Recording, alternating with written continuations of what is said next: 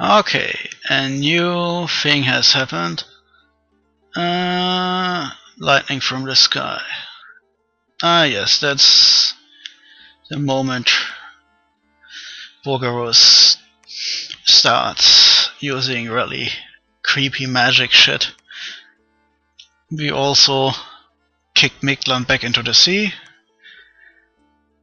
and Borgarus cleaned out some guys, and we lost, wow, a lot of units across. Yeah, this is this one stupid global Wrath of God or something. Every turn, randomly, every one of your enemies gets hit by lightning strikes, and a random amount of unit is hurt or killed. It's really annoying, and the more units you have, the more hits you get, I think. So we're actually a bit lucky, since only 100 got hit and only 20 got killed. But the more we let this global stand, the creepier, the worse it will get. So we will have to do something. Of course, I'm for ages now preparing for war with Borgarus, so it's not like I have to do anything else except continue onwards. At least this little affair of me stepping into the wrong province is over now, and I have a casus belli if something like this would exist here. As in case you're wondering, I'm looking up the Province Chronicle for Wasbury Woods to find out what exactly happened here, but I can't make no sense of it. No, of course I, doing after commentary 7 months later, can't do jack shit to help past me out, so we'll have to go over it. Also, I try to find out if there is a hidden command for entering and doing something with that special event shown by this magic book, because if that book shows up, normally you can do something, but it's not always clear what you can or are supposed to do. And yes, still more stuff to do.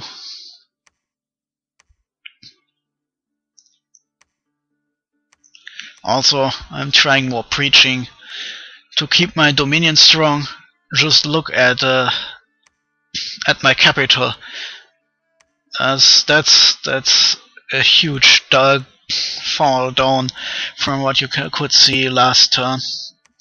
Yeah, we have to do something if even my capital gets hit that hard.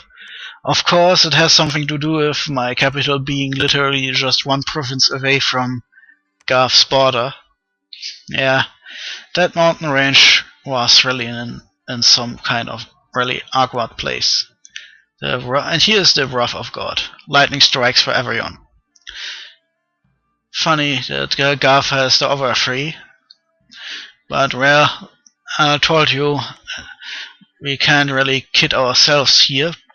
Garth is the number 1 here, and magic crap at least. Borgarus is just the largest threat. We can actually do something about it, so from my perspective, an alliance with Borgarus against Garth would make no sense, since Borgarus would have to do nearly anything, while Garth can just go and sit on my capital if he wanted to. That would be suicide, so that's out. And an alliance against Pangaea would make no sense, since both Borgarus and Garth are strong enough to just, well, straight up eat me in that time, and Pangaea would of course not agree to an alliance. That's kind of suicidal. So this kind of 3 against 1 is actually the only setup which makes sense, and later we replace it with a stealthy hidden 3-1 against Pangaea, but I'm only do this with the hindsight of after commentary. Yeah, you will see this in the future. Anyway, Miglan won't visit us again, since Pangaea has now started to siege down that one last underwater province Miglan had. Miglan is dead, and dead. The corpse is just in its last twitchy phase now.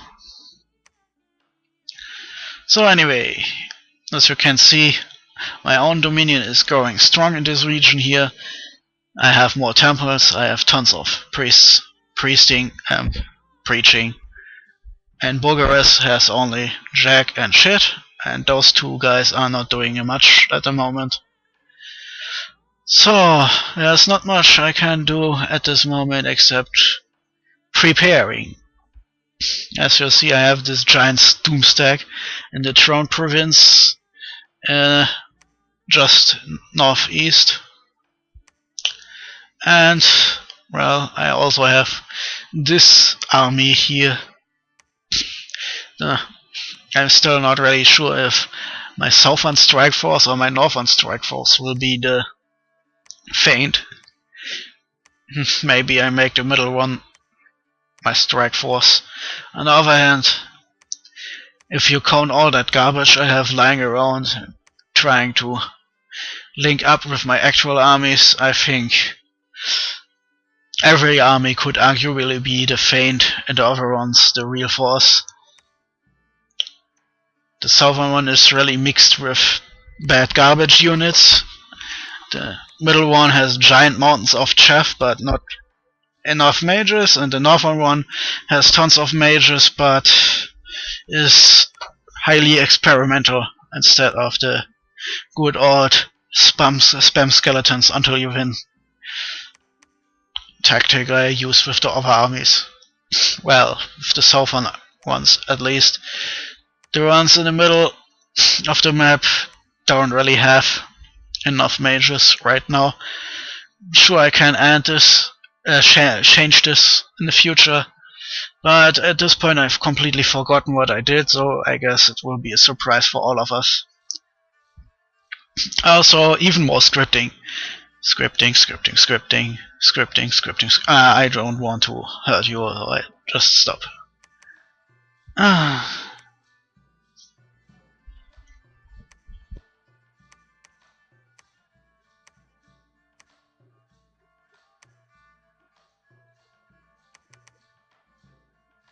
You know what? This is stupid. I think I'll just cut at this point here, and then several minutes of scripting should be gone. Man, hopefully this works better than my earlier attempts at cutting while doing commentary. I've already babbled about an hour today, and I'm getting close to Let's Play fatigue for today. Man, I wanted to finally catch up with How Are You, but man, I can't just talk that long. I guess I have to spend another day or two making more episodes. Man, after commentary really gets you if you make a very, very long Let's Play like this one. Not really one of my better ideas.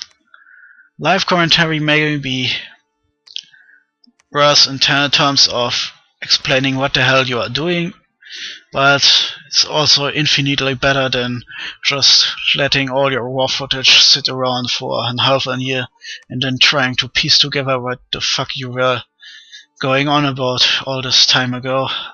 If I ever do something like this again, I'll use that other recording software I found just before the end and use that one exclusively. So anyway, as you can see, I'm moving mages around this turn, and I've forged tons of stuff, all in preparation for my great invasion, and most of that stuff goes to my Greater Deva, a skull face for level 6 death magic, Boots of Rejuvenation, a Ring of Regeneration, a Chainmail of Displacement. Now he is basically ready to take lead. Also, he can now call Legends of Whites. Whites are nasty little undead units with an aura of coldness, I think it's called, around them, actively slowing down and hurting living people attacking them. And they are armed with Bane Blades, which are Really, really horrible weapons against living units. And Legend of Raids gives you a full 20 of them. Really useful if you think about it. And, well, you see me spending more and more alchemy on getting spells. And then instead I decide to cast Pale Riders. Also nice, and you get more on the horses depending on how strong you are in death magic. The couple times I used my Pretender to cast that spell, I got basically an entire army of undead cavalry all at once. And now I'm back to thinking about what to forge next.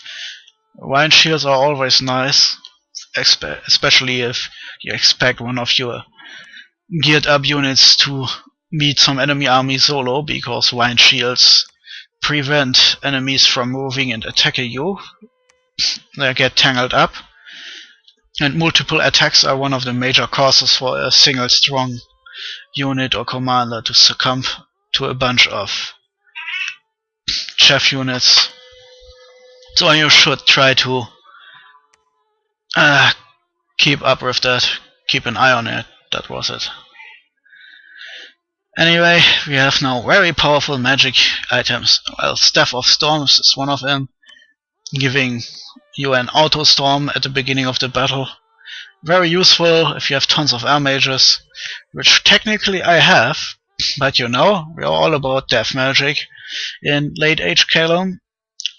But still, we need to use up our air gems somehow. And I'm not really sure if I should have gone with summoning air elementals in battle.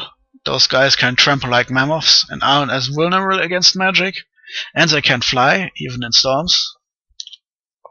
But it's also a very, very expensive tactic. And with my concentration on death magic, I'm not sure I even have enough air income to do this. Anyway, now it's getting serious. I'm starting to give my storm generals shortcut names to make me remember to which armies they belong, to which main army, which means I'm now getting to completion with my first round of preparations. And I'm really, really excited to see if this experimental army of undead and living fire throwers can do something, or if they just meet their end straight away. If it works, good. If it doesn't work, well, shit. But at least it will help me in later games if I remember that this doesn't work out in practice. But well, I still really hope I don't have to eat crow with this. That would really be ironic considering my Pretender god is a giant raven. And now I'm collecting mages, especially death mages, for my final push. So in a turn or two you should see me moving my giant doomstacks to the front, since the gearing up and recruiting phase is now over, and all that is left is scripting and marching and then fighting. Okay. To be fair, that's a lot of stuff left. And I still have tons of money left over. My income is still twice as high as the upkeep for all those thing dudes I've recruited, or still recruiting. Really, if I hadn't changed my research goals again and again, around this time I would probably already have casted Utter Dark, but well, what can you do? You can't just walk around with your plan in your hand. If the game changes, you have to change your plans. There is no way around it. And at this point, I still secretly hope that there will be Utter Dark in the future for me, if I just can't find out how to get the death gems necessary. Maybe I'll get lucky and one of the globals goes down, and the global following that will hit another global spell instead of mine. But mostly, every time I tried this, I got really unlucky. Well, instead see me concentrating mages and stuff from 4 provinces on my cap all at once for my northern armies to form up. As you see, I also started collecting mages in the southern parts. The middle part is kind of tricky, since it's kind of obvious what will happen if I move those 2 armies to the border. It would really be better if I already had the southern fortresses all there, and the missing ones up here in the north, of course. But again, 3 turns. Yeah, at this point it's 2 turns.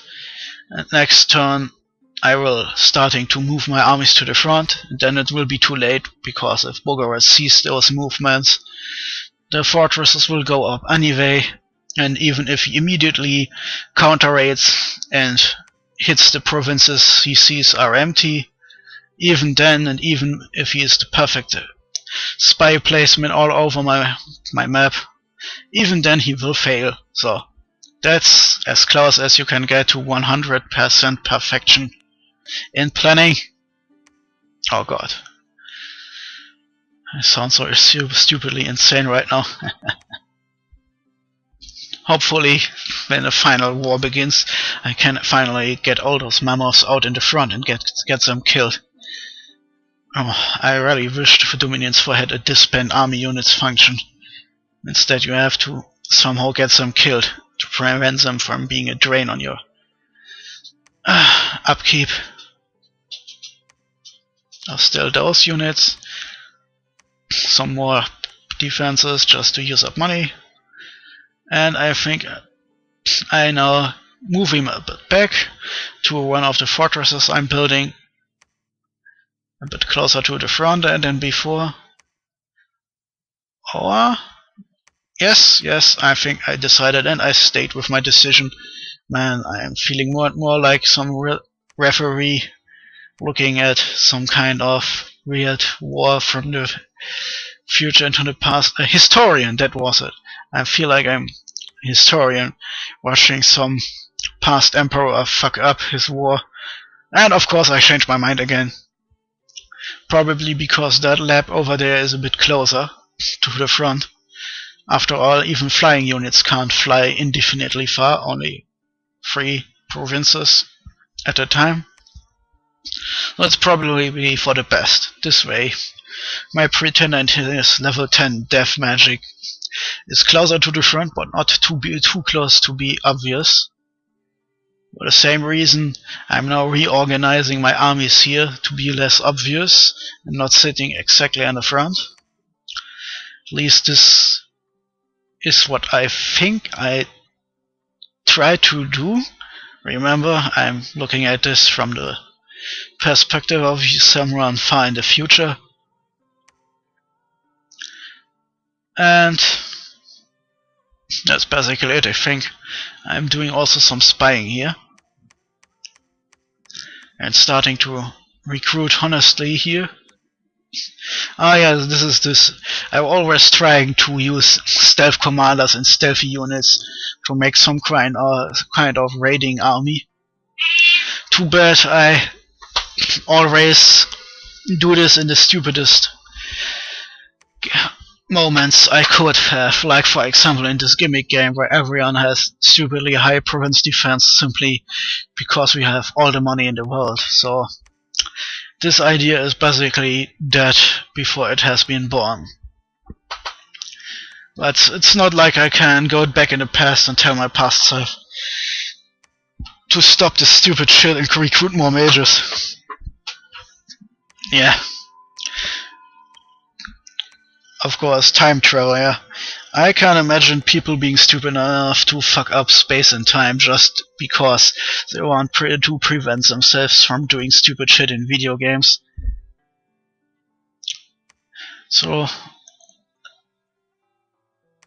I don't think I've told you yet, but one of the things I've started forging in some numbers is an item to make my commanders more resistant against magic attacks. this I did because, well, honestly, the only thing which can really hurt your a giant horde of mages is if you get something sneaky in.